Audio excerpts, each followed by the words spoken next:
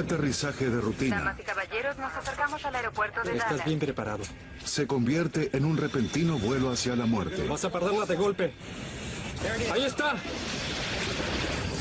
Un avión de pasajeros misteriosamente se precipita y se dirige hacia una autopista muy transitada.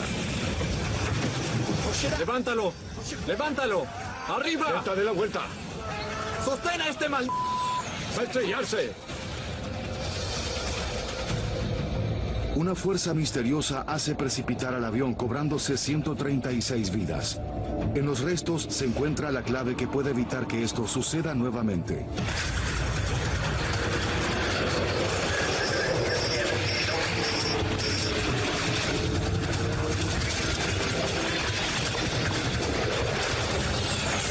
Catástrofes aéreas. Esta es una historia real basada en informes oficiales y relatos de testigos. 2 de agosto de 1985. Las microráfagas. Dallas, Texas.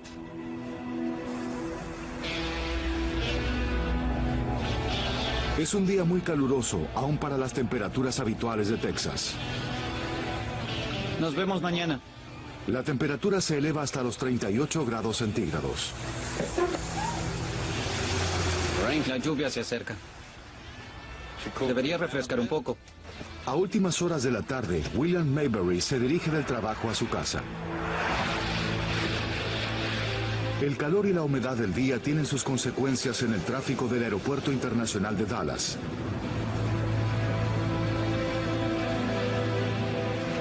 Aproximadamente del tamaño de Manhattan, este aeropuerto es el más grande del mundo y también uno de los más concurridos.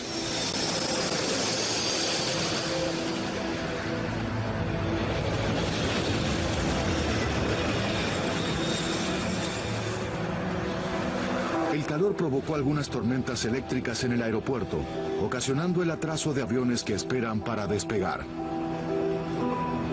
American 631 tiene autorización para despegar. El controlador del tráfico aéreo Jim Skipworth se encuentra hoy en la torre.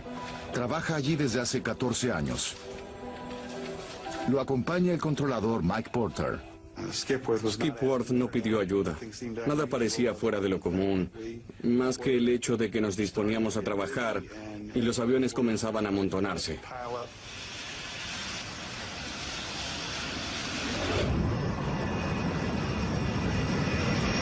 Uno de los muchos aviones que encabeza el control de Skipworth es el vuelo 191 de Delta Airlines. Lluvias dispersas a 1800 metros, bajando a dispersas a 300 metros. Visibilidad 1-0, temperatura 38, viento calmo. ¿38 grados? 38 grados, sí, señor. El capitán Ed Connors y el primer oficial Rudy Price son 2 de los pilotos más experimentados de Delta Airlines. El segundo oficial, Nick Nasick, es el otro miembro de la tripulación de hoy. La tripulación vuela un TriStar L-1011 de 6 años de antigüedad. Se le considera uno de los aviones más seguros del cielo. Hay 152 pasajeros y 11 tripulantes a bordo. Tiene planeado aterrizar en Dallas justo antes de las 6 de la tarde. Buenas tardes, damas y caballeros. Les habla el capitán. Esperamos que estén disfrutando del vuelo. El tráfico está demorado en Dallas. En total nos retrasaremos entre 10 y 15 minutos en llegar a la puerta de embarque. Les rogamos nos hagan saber si hay algo que podamos hacer para que su vuelo sea más confortable. La demora molesta a Chris Mayer, un viajante de comercio habitual que está apurado por llegar a casa y encontrarse con su familia para el fin de semana. Estuve en Florida, Fort Lauderdale, durante las últimas 2 semanas. Era viernes por la tarde y tenía previsto volver a casa en el vuelo 191. Uno de los ejecutivos de IBM más conocidos también está en este vuelo. Don Estridge condujo el desarrollo de la PC IBM. Él y su esposa viajan a Dallas para una visita familiar.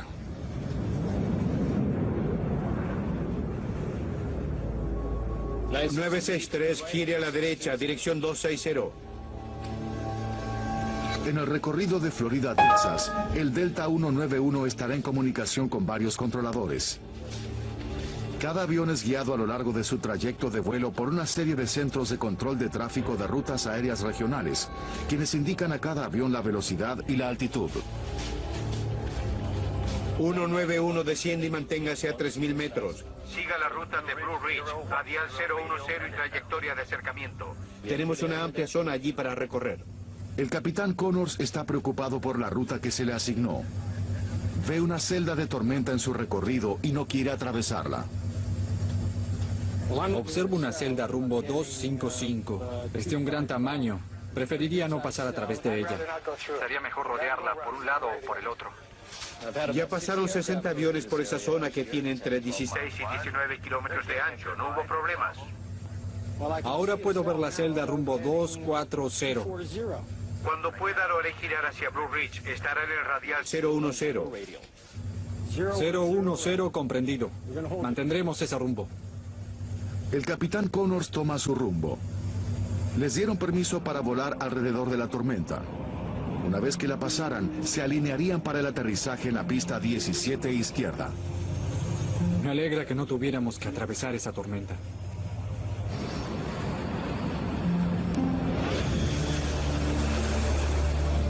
Los viernes por la tarde son de mucho movimiento en los aeropuertos.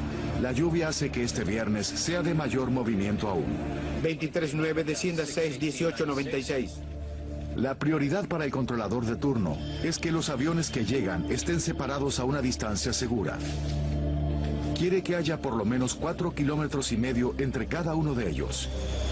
Esa distancia proporciona el tiempo suficiente para que las violentas turbulencias de aire detrás de un avión se reduzcan antes de que el siguiente avión aterrice.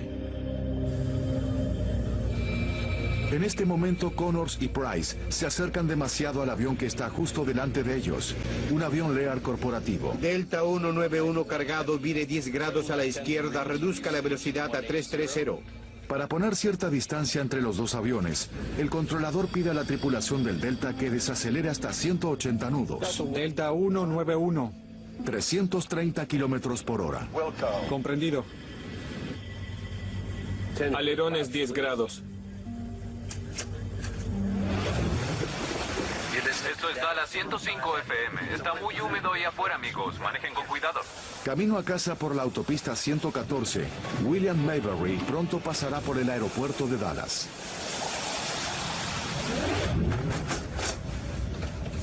El vuelo 191 está a 50 kilómetros de la pista de aterrizaje. Ladies, damas y caballeros, nos acercamos al aeropuerto de Dallas. Les rogamos asegurarse de que los asientos estén en posición vertical y de que sus cinturones de seguridad estén abrochados. La tripulación comienza el descenso final a la zona de Dallas-Fort Worth. Atención todas las aeronaves. Una leve lluvia afecta el norte del aeropuerto. Ahora Connors cambia la frecuencia de radio y se contacta con un controlador de tráfico aéreo local del aeropuerto de Dallas por instrucciones de aproximación. Mientras los pasajeros y la tripulación del vuelo 191 se preparan para aterrizar, una enorme fuerza toma forma en su trayectoria. Las decisiones críticas y la información perdida conspiran en su contra. La tripulación se verá involucrada en una lucha de 47 segundos, que se convertirá en uno de los momentos más importantes de la historia de la aviación moderna. 2 de agosto de 1985. La tripulación del vuelo 191 de Delta Airlines bordeó una línea de fuertes tormentas entre Florida y su destino, Texas. 30 kilómetros antes del aeropuerto de Dallas, el primer oficial Price advierte un frente de lluvia. Vamos a lavar el avión. ¿Cómo? Lavaremos el avión. Parecía que cuanto más nos acercábamos al aeropuerto, peor estaba el tiempo. Y que, en lugar de bordear la tormenta, íbamos directamente hacia ella. Los pilotos nunca dijeron nada sobre el mal tiempo. El Delta 191 se acerca al avión Lear que va adelante. Price y Connors necesitan desacelerar aún más para poner distancia entre los dos aviones. Delta 191 cargado, reduzcan la velocidad a 240. Velocidad 240. 9 kilómetros antes de la pista 17 izquierda, El Delta 191 es transferido a otro controlador, Gene Skipworth, para la aproximación final y el aterrizaje. 095 a 5, ráfagas a 30. Torre, Delta 191 cargado en la lluvia. Todo está bien. Skipworth informa a la tripulación que espera un viento cruzado manejable de hasta 30 kilómetros por hora. Viento 090 a 5, ráfagas a 30. Gracias, señor.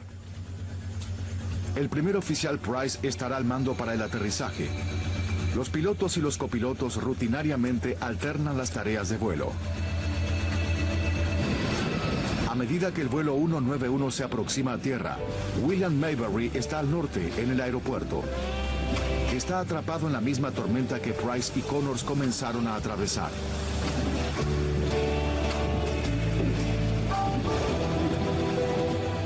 Control antes del aterrizaje. Tren de aterrizaje. Abajo, 3 verde. Alerones traseros y delanteros.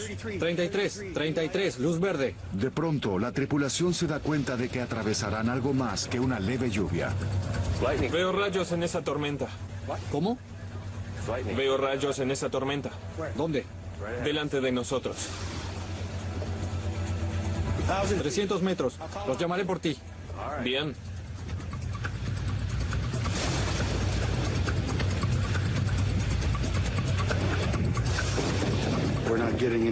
No recibíamos ninguna advertencia del servicio meteorológico o de otros pilotos, en quienes confiamos a medida que atraviesan la tormenta. Necesitan informarnos. Y lo hacen si hay turbulencia, si tienen problemas o si ocurre algo anormal. El avión Lear que iba adelante del vuelo 191 aterriza sin problemas. Connors y Price están ahora a menos de un minuto por detrás. Sin advertencia, la intensidad de la tormenta aumenta. Una lluvia torrencial se bate contra el L-1011. Sabía que estábamos por aterrizar, pero al mismo tiempo sentimos una tensión, como si los pilotos aceleraran los motores o algo así. La velocidad de aire del avión aumenta sin razón aparente. Observa la velocidad. Price baja la palanca del acelerador para disminuir la velocidad del avión y mantenerlo a 240 kilómetros. El avión está a apenas 180 metros del suelo. Vas a perderla de golpe. Ahí está. Entonces el avión cae rápidamente. Es como si una fuerza invisible lo empujara hacia el suelo. ¡Levántalo! ¡Levántalo! ¡Arriba! ¡Arriba! ¡Arriba! La tripulación lleva los motores del avión a su máxima potencia, pero no consiguen acelerarlo más o hacer que suba. Me ajusté al máximo mi cinturón, pero al mismo tiempo se podía oír el vuelo de una mosca. Nadie hablaba. El silencio era absoluto. Tan rápido como comenzó, el problema pareció terminar. El avión dejó de caer y comienza a tomar la velocidad por la que Connors y Price lucharon. Eso es. Pero antes de que la tripulación pudiera volver a respirar, el avión cae nuevamente, balanceándose violentamente de un lado a otro, y luego baja en picada hacia la derecha. Sabía que no debíamos acercarnos tanto al suelo así de rápido. ¡Sostén a este mal! A apenas 2 kilómetros de la pista se estrella contra un campo y se dirige vertiginosamente hacia la autopista 114. Cuando chocamos contra el suelo, sentí como si estuviera en un automóvil rodando sobre ruedas de ferrocarril. Estaba muy desparejo. La tripulación logra poner el avión nuevamente en el aire. En ese momento, Gene Skipworth logra ver el Delta 191. ¡Va a estrellarse! ¡Delta, dé la vuelta! Pero es demasiado tarde. Los motores del avión impactan en la autopista 114 contra el automóvil de William Mayberry, quien muere instantáneamente. El avión impacta contra el suelo nuevamente al norte de la pista. Viaja a más de 350 kilómetros por hora.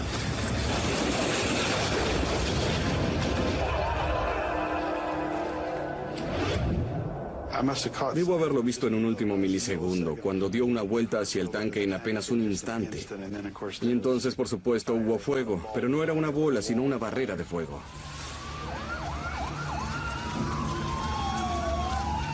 Parecieron apenas unos pocos segundos, 5 como mucho. No sé cuánto tiempo duró. Todo se detuvo. La explosión resultante es tan fuerte que la parte posterior del avión sale disparada de la bola de fuego. Entonces, de repente miré hacia arriba y no había nada. Todo desapareció. Solo se veía el gran panorama exterior. Fue como si el avión se hubiera abierto.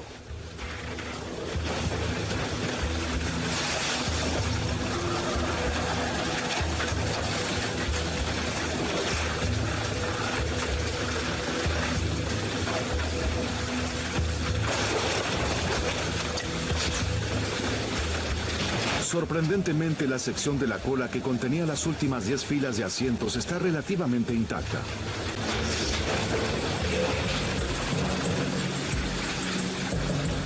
La gente estaba tendida en el suelo. Algunos tenían la ropa puesta, otros no. Algunos estaban quemados. Es algo que no se puede describir a menos que uno estuviera allí para verlo. Es algo que nunca podré sacar de mi cabeza. ¡Ayuda! ¡Por aquí! Espera ahí, vienen en camino. Entonces, tan rápido como comenzó, paró de llover.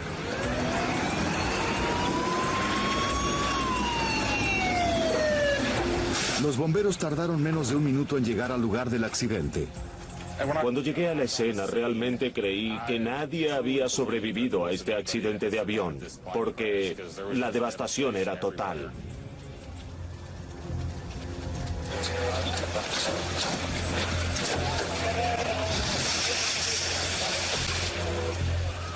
Lo que levanté en ese momento era un trozo del ala, que es la parte del avión que lleva el combustible. Por lo tanto, había gran cantidad de combustible y muchas llamas. El frente del avión se desintegró por completo. Sabía que debía ir allí. En ese momento era corresponsal para la revista Time. Trabajaba para ellos tiempo parcial. Llamé a la oficina central de Atlanta de esta parte del país. Dijeron una sola palabra: ve.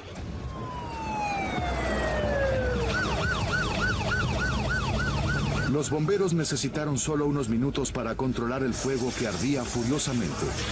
Luego concentraron su atención en sacar a los sobrevivientes del avión. No fue sino hasta que el fuego comenzó a apagarse un poco que vi la parte de la cola, donde había esperanzas de encontrar algún sobreviviente. Estaban estas dos mujeres caminando a través del humo. ¡Señoras! ¡Señoras, despejen el área! ¡Despejen el área! Y esto me sorprendió. Sabía que había esperanzas y que allí había personas. Solo 27 personas sobrevivieron al accidente. Vi la muerte anteriormente como médico en Vietnam, pero nunca estaba dirigida a civiles. Y por cierto, no era una situación de urgencia en masa, y nunca ocurriría así de pronto. Pude decir lo malo que era. Se podía ver, oler y sentir la muerte.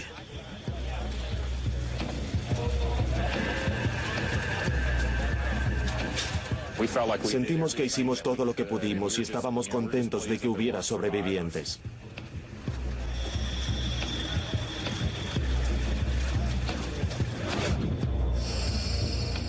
Debí sentarme en el asiento 15A del pasillo y rechacé ese asiento porque era la sección para no fumadores. Yo fumaba, por lo tanto debía estar en el fondo. Probablemente esto salvó mi vida. El capitán Connors, el primer oficial Price y el segundo oficial Nasick resultaron muertos. Lo mismo sucedió con otros 5 miembros de la tripulación y 128 pasajeros.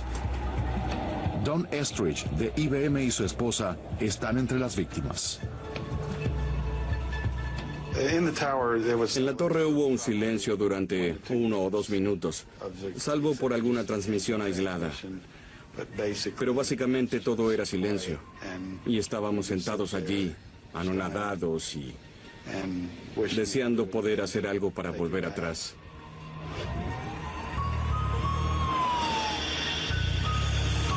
Es un accidente devastador.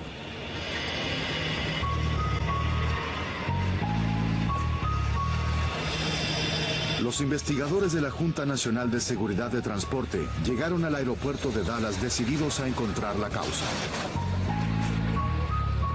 Uno de nuestros investigadores de campo estaba en la escena tratando de localizar el grabador de datos de vuelo y el grabador de voces de la cabina, lo cual es una parte muy importante de la investigación. Los investigadores comienzan buscando pruebas de una falla mecánica. Examinan los restos en busca de pistas que indiquen que el avión no respondía a las órdenes de los pilotos. Es esencial en cualquier accidente de aproximación o de partida establecer la configuración del avión para asegurarse de que no fue un factor en el accidente. Todo era normal en este avión. Los investigadores apartan su atención del avión y la dirigen al cielo. Después de cualquier accidente en la aviación comercial, hay una infinidad de teorías, un par de ellas más frecuentes que el resto. Primero, que un rayo alcanzó al avión, y segundo, que un mini tornado lo golpeó.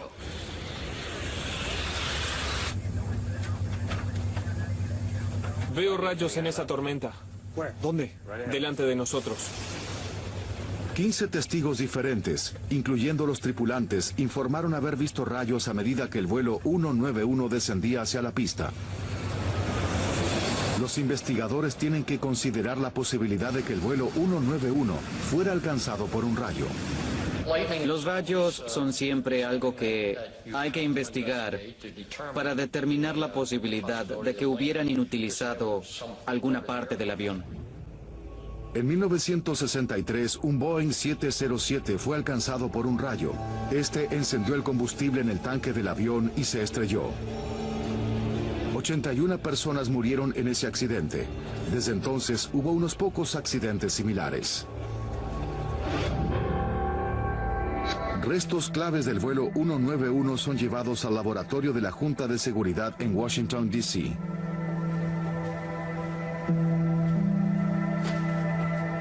Bud Laynor es el investigador a cargo de examinar los restos, así como los datos del grabador de voz de la cabina del avión. Algunas veces es muy difícil de descubrir, de determinar dónde pudo el avión ser alcanzado por un rayo y dónde estaba el punto de salida. Veo rayos en esa tormenta. ¿Dónde? Delante de nosotros. Si el avión fue alcanzado por un rayo, tendría que haber pruebas. El avión cuenta con un dispositivo llamado terminal de descarga estática, que se encuentra al borde de salida de las alas. Este redirige la electricidad estática hacia el aire exterior en lugar de hacerlo hacia el interior del avión, donde la carga podría provocar un incendio. Si el avión fue alcanzado por un rayo, una de las piezas que estaría visiblemente dañada sería el terminal de descarga estática. Aquí no hay nada. Descartada la posibilidad de un rayo, los investigadores buscan por otro lado. Pronto descubrirían al verdadero culpable. En realidad, fue atrapado en la cinta. Un Delta Airlines L-1011 se estrella después de entrar en una tormenta cerca de Dallas.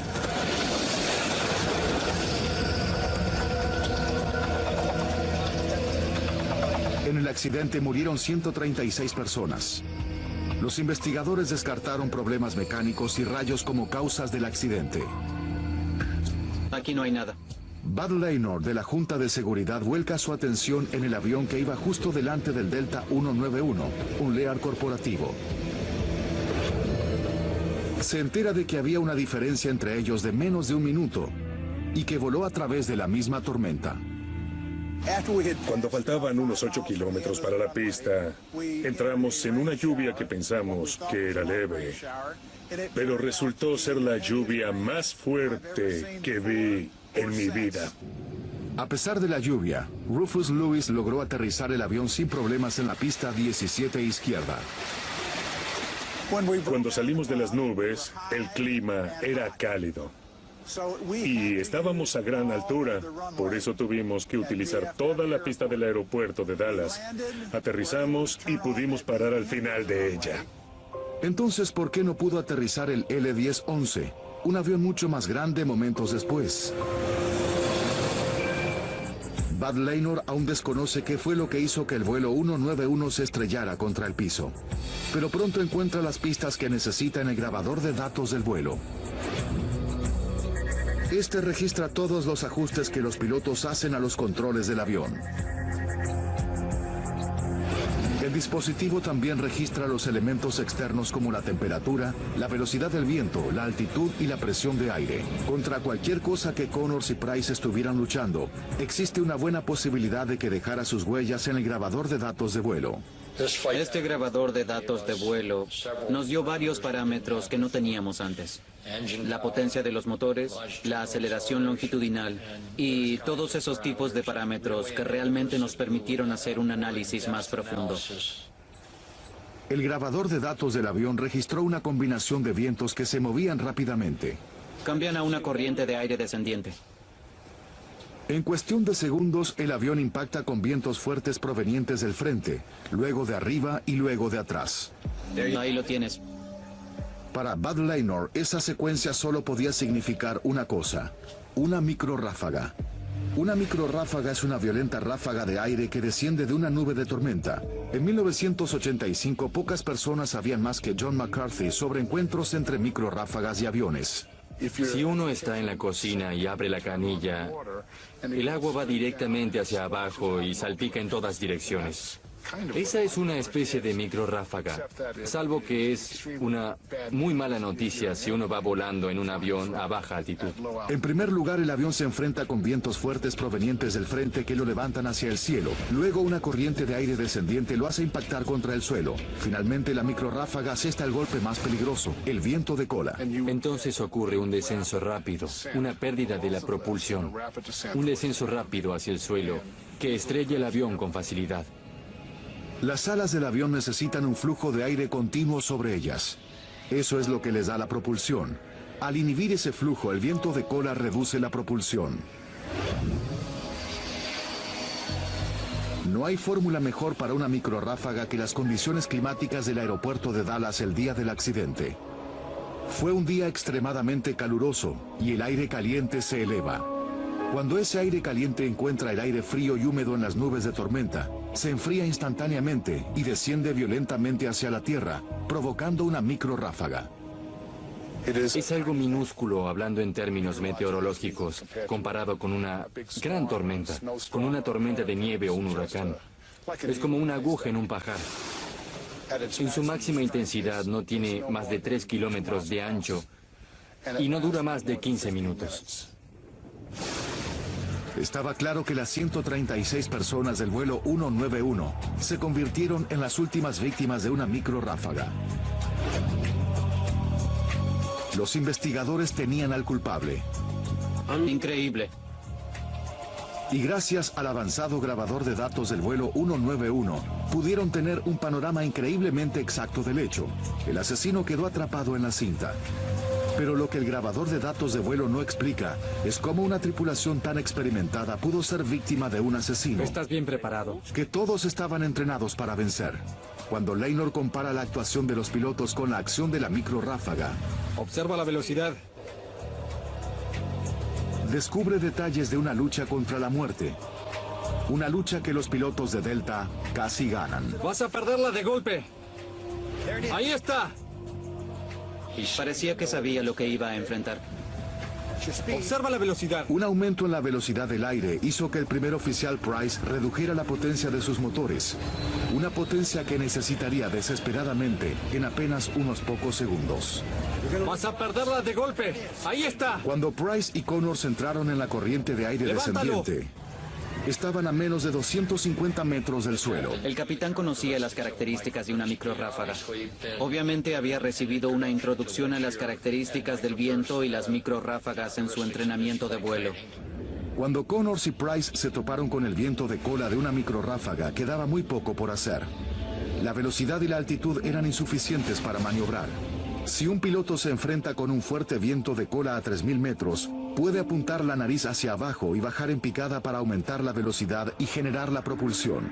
Es lo que se denomina cambio de altitud por velocidad de aire, pero ese cambio no era posible para Price y Connors. Estaban a apenas 150 metros del suelo cuando el viento de cola los alcanzó. El único modo de cobrar velocidad era con los motores. ¡Levántalo! ¡Arriba! El copiloto responde, el avión se estabiliza y puedo ver que la mayoría de los pilotos dicen, la pasamos, parará de llover, aterrizaremos. Momentáneamente sus esfuerzos parecen dar resultado. La velocidad del aire aumenta, la caída en picada se detiene. Pero como el vuelo estaba a menos de 150 metros del suelo, esta microráfaga en particular asestó el golpe final. Un viento cruzado intenso que hace que el avión se ladee peligrosamente hacia la derecha. Combinado con otros vientos de la microráfaga, la tripulación estaba indefensa. ¡Toga!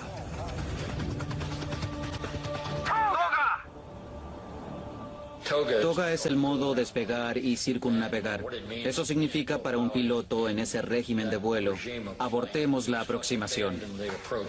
No intentaremos aterrizar este avión. Haremos todo lo posible por sobrevivir a esta condición de viento en la que acabamos de entrar. La habilidad y la experiencia de los pilotos no pudieron competir con esta microráfaga. Era demasiado grande, los vientos demasiado fuertes e impredecibles. Los pilotos del vuelo Delta 191 hicieron lo imposible por recuperarse de esta situación, pero no dio resultado. Los investigadores quedaron con una pregunta desconcertante sin responder. ¿Por qué Connors atravesó la tormenta? Antes de 1985, los radares a bordo de un avión estaban construidos para detectar tormentas eléctricas, principalmente áreas de fuertes precipitaciones. No eran eficaces, ni siquiera estaban diseñados para detectar microrráfagas. Entonces esos radares eran inútiles a bajas altitudes para la observación de microrráfagas. Las microrráfagas son invisibles, pero generalmente salen de nubes de tormenta. Es por eso que los pilotos están entrenados para no volar en las tormentas si ven rayos. Es una celda de gran tamaño. Preferiría no pasar a través de ella. Sería mejor rodearla por un lado o por el otro. Lo haré girar hacia Blue Ridge. Estará en el radial 010. 010. Comprendido. El capitán Connors no corría riesgos. Era conocido como un piloto prudente. Me alegra que no tuviéramos que atravesar esta tormenta. Es difícil culpar a la tripulación.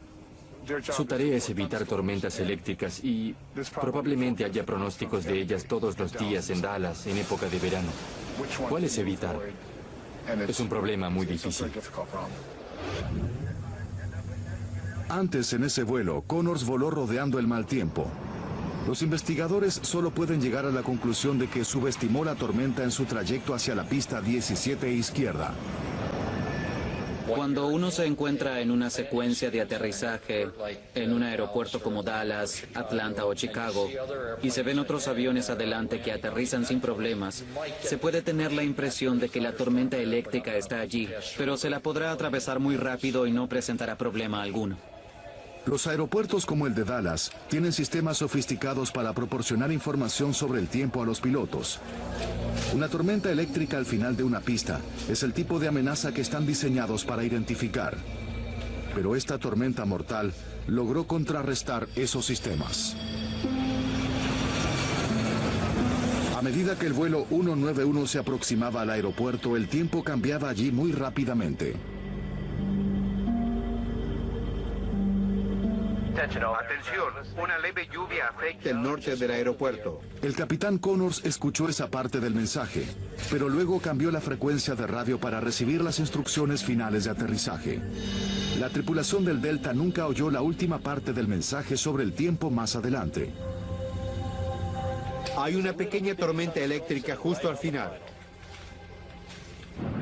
Hubo una observación 2 minutos antes del accidente de que había una pared de agua en el umbral de la pista.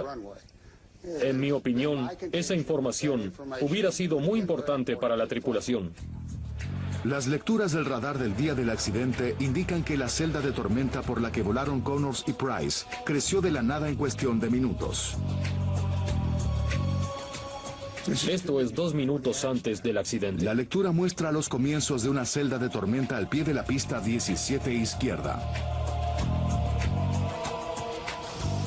Esto es 3 minutos después del accidente.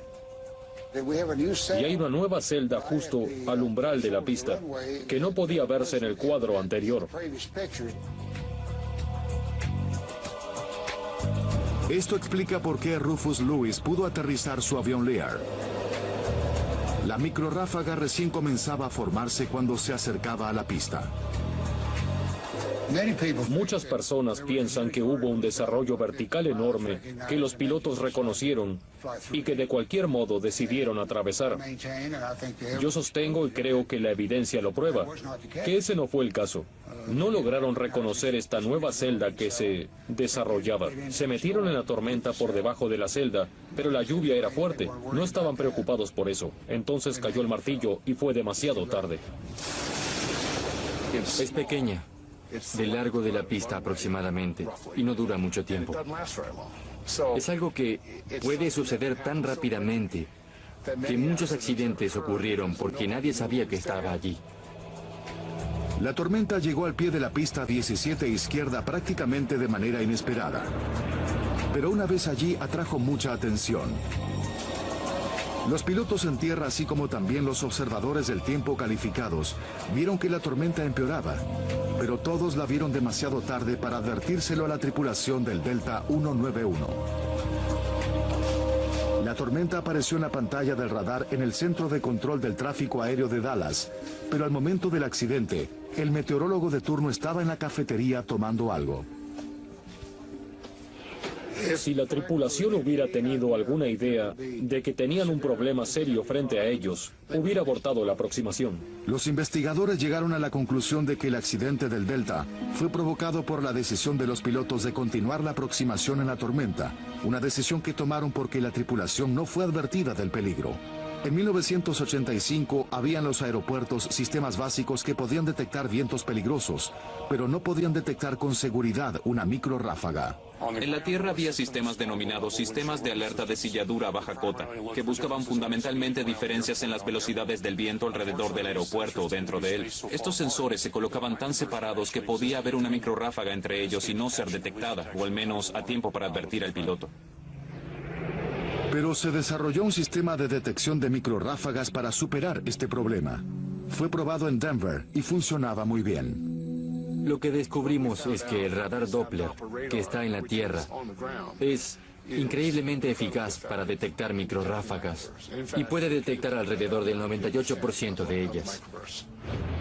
Un radar convencional utiliza ondas de radio para medir las precipitaciones dentro de una tormenta. El Doppler también emite ondas de radio, pero midiendo la frecuencia de las ondas que vuelven, y también puede calcular el movimiento de los vientos dentro de una tormenta.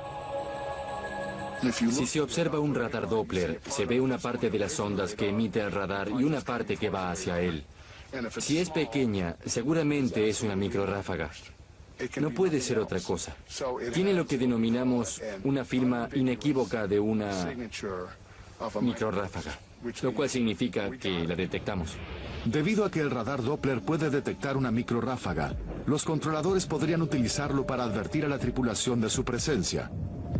La investigación de Denver dio como resultado un importante nuevo sistema en los aeropuertos, la terminal meteorológica de radar Doppler.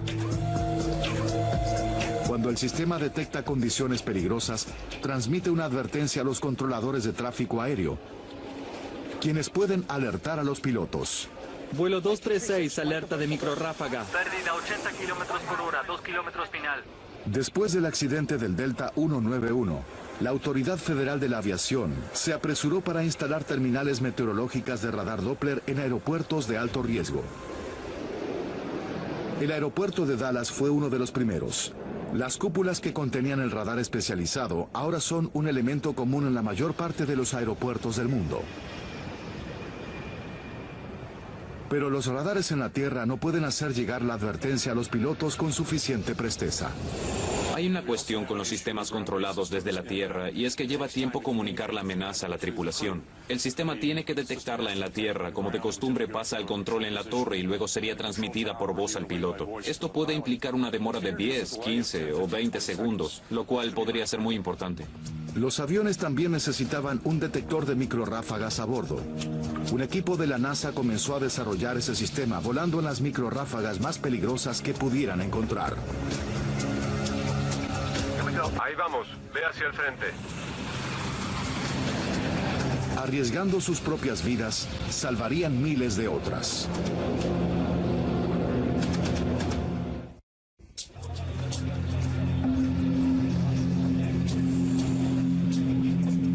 El vuelo 191 de Delta Airlines es el último de una serie de accidentes atribuidos a microrráfagas.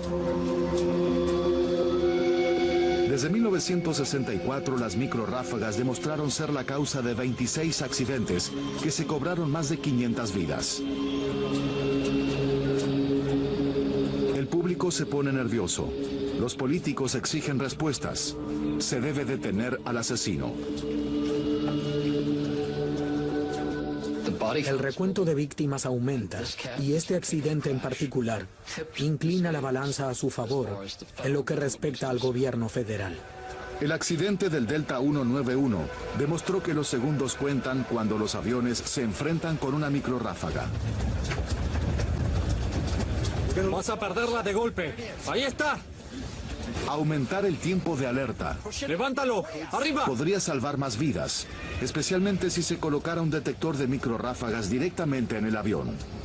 Si se le puede dar al avión la advertencia 10, 15 o 20 segundos antes, los pilotos aceleran, aumentan la velocidad del aire, ganan altitud, aumentan la potencia. Es como el dinero en el banco. Para cuando llegan a la microrráfaga, sobreviven. Los expertos en aviación tenían que encontrar un modo para darles a todos los pilotos esos 20 segundos críticos. Para desarrollar esa tecnología, se embarcarían en un proyecto de investigación de alto riesgo sin precedentes. Volarían un 737 en las microrráfagas más fuertes que pudieran encontrar. Hicimos un análisis de riesgo muy cuidadoso de todos los posibles peligros que podían ocurrir. Al principio, la primera reacción fue, ¿qué es lo que quieren hacer con un avión? ¿Quieren volarlo atravesando una microrráfaga? En el verano de 1991, la NASA modificó un Boeing 737 y fue a la búsqueda de microrráfagas. La idea era identificar tecnología a bordo que pudiera advertir a los pilotos en su trayecto. La solución en el aire lleva la detección directamente a la cabina de mando, por lo que el piloto ve exactamente lo que hay enfrente de él, y cuando se da una alerta no hay demoras. Velocidad sobre tierra 380. Los investigadores de la NASA probaron 3 sistemas por separado para detectar microrráfagas. Un radar Doppler modificado colocado en la nariz del 737. Un radar láser debajo del compartimiento de carga delantero y un dispositivo infrarrojo montado en los laterales para medir los cambios en la temperatura del aire. Cada uno de estos sistemas estaba conectado a teclados de computadoras en la cabina del avión. Un observador en tierra podía descubrir una microrráfaga y dirigir rápidamente al avión hacia ella. Comprendido, control 515. Ahí vamos. Comprendido, adelante. Control NASA CDWR. ¿Alcance? Alcance 72 kilómetros. Velocidad sobre tierra 380. Ahí vamos, ve hacia el frente. Debe mirar a la izquierda alrededor de 10 grados, 15 grados. Cuando estudiábamos las microrráfagas, todo era fantástico. Se trataba de cómo llegamos allí, cómo alcanzamos la altitud correcta, la velocidad de aire correcta, la posición correcta. La gente estaba ocupada durante estos vuelos, era apasionante. Queríamos encontrarlas y atravesarlas. Con cada microrráfaga, los 3 sistemas de detección a bordo fueron puestos a prueba. Los investigadores en el avión pudieron ver instantáneamente cuál era el instrumento que hacía el mejor trabajo de captar las microrráfagas que tenía por delante. Detrás de la cabina de mando teníamos equipos frente a los que se sentaban los ingenieros del radar, los ingenieros del láser y los ingenieros del grabador de datos, y se aseguraban de que cada sistema funcionara como se esperaba. Velocidad sobre tierra 380. La microrráfaga podría estar a 1 grado a la izquierda. Vayamos a través de ella. Ahí vamos, ve hacia el frente. Comenzamos con microrráfagas muy débiles. Nuevamente teníamos los radares de tierra informándonos dónde nos metíamos. Por lo tanto, adquiriendo experiencia y luego gradualmente pasamos a otras más fuertes. Veíamos cuando comenzaba a llover y sentíamos que nos hundíamos. Era extraño, como un elevador que comienza a bajar. Unos minutos antes de aterrizar. Así que cualquier temor que pudiera tener la tripulación de atravesar las microrráfagas más tarde era reemplazado por la alegría de encontrarlas. Ahí viene el centro del objetivo. Ahora. 390 sobre la velocidad de la Tierra. Los vientos se van. Busca un viento de cola. También perdimos cierta altitud allí. Los vientos alrededor de la cola fueron de unos 20 kilómetros por hora. Hubo una corriente de aire descendiente fuerte en el medio de ella. Nos succionó 30 metros en un instante. Disminuyó el rendimiento. Estábamos a 260 metros y descendimos a 230. Magnífico. Los investigadores de Langley atravesaron docenas de microrráfagas durante el transcurso de su investigación. El proyecto demostró que el radar Doppler que apuntaba hacia adelante era el único sistema que podía darles advertencias anticipadas constantes a los pilotos sobre las microrráfagas que tenían por delante. Lo que descubrimos fue que los radares Doppler podían detectar una muy amplia variedad de microrráfagas. Veo rayos en esa tormenta. Si la tripulación del Delta 191 hubiera tenido un sistema que les advirtiera sobre las microrráfagas, hubieran aumentado la potencia de los motores y comenzado a ascender antes de enfrentarse con ellas. Les podría haber dado la velocidad y la altitud que no tenían cuando comenzaron la batalla final contra la tormenta. Las pruebas de vuelo de Langley en efecto dominaron la amenaza de las microrráfagas. Luego de las pruebas de la NASA, la Autoridad Federal de la Aviación certificó un sistema de advertencia con radares Doppler para los aviones. Actualmente, el radar Doppler colocado en la nariz del avión es un equipo estándar en los vuelos comerciales en todo el mundo. La buena noticia que se puede rescatar de esta tragedia es que muchas cosas cambiaron. Desde los radares hasta los sistemas terrestres, los sistemas en el aire y especialmente el entrenamiento de los pilotos. Pensamos que los accidentes por microrráfagas son cosa del pasado.